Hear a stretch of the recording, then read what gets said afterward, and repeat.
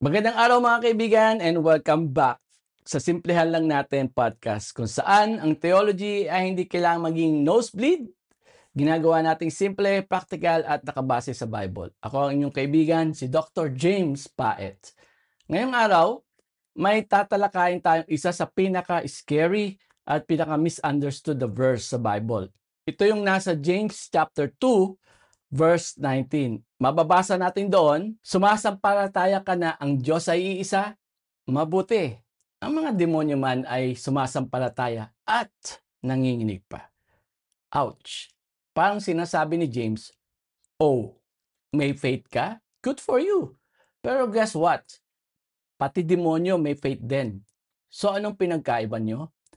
Dahil sa verse na to, maraming nagtuturo na may tinatawag na demon faith or peking pananampalataya.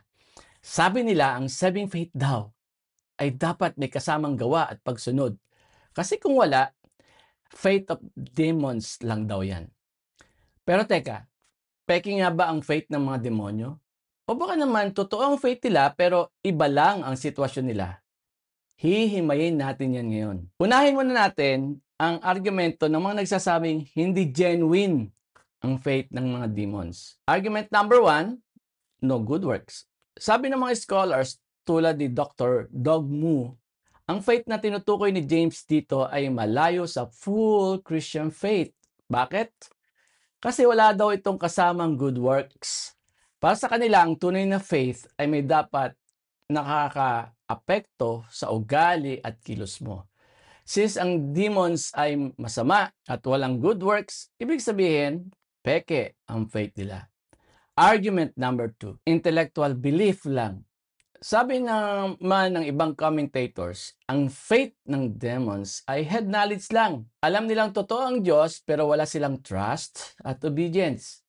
Parang sinasabi nila, naniniwala ang demonyo na may Diyos pero hindi sila sumusunod sa Kanya. Kaya ang tawag nila dito ay creed without conduct. Sa pananaw na ito, ang faith ay hindi lang basta paniniwala na totoo ang isang bagay. Kailangan daw may kasamang aksyon para maging saving faith. Mukhang tama, di ba? Pero may malaking problema sa logic na to. Pumunta tayo sa Biblia. Naniniwala tayo na ang faith ng demons sa James chapter 2 verse 19 ay genuine faith. Oh, huwag kayong mabibigla. Pakinggan nyo muna. Kapag sinabi kong genuine, hindi ko sinasabing ligtas sila.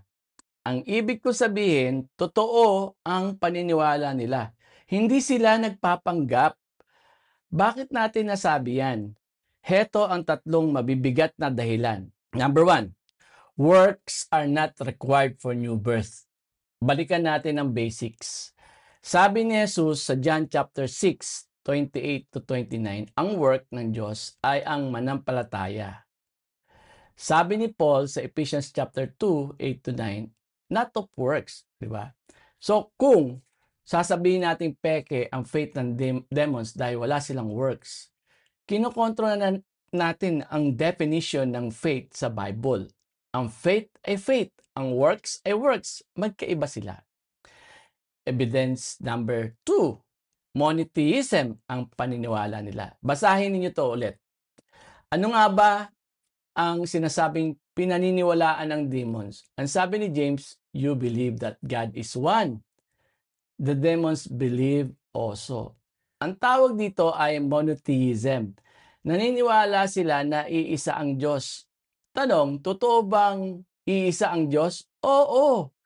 Naniniwala ba ang mga demonyo na totoo yon? Oo.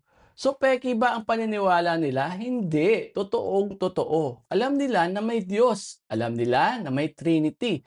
Sa Matthew chapter 8:29, tinawag pa nga nilang Son of God si Jesus.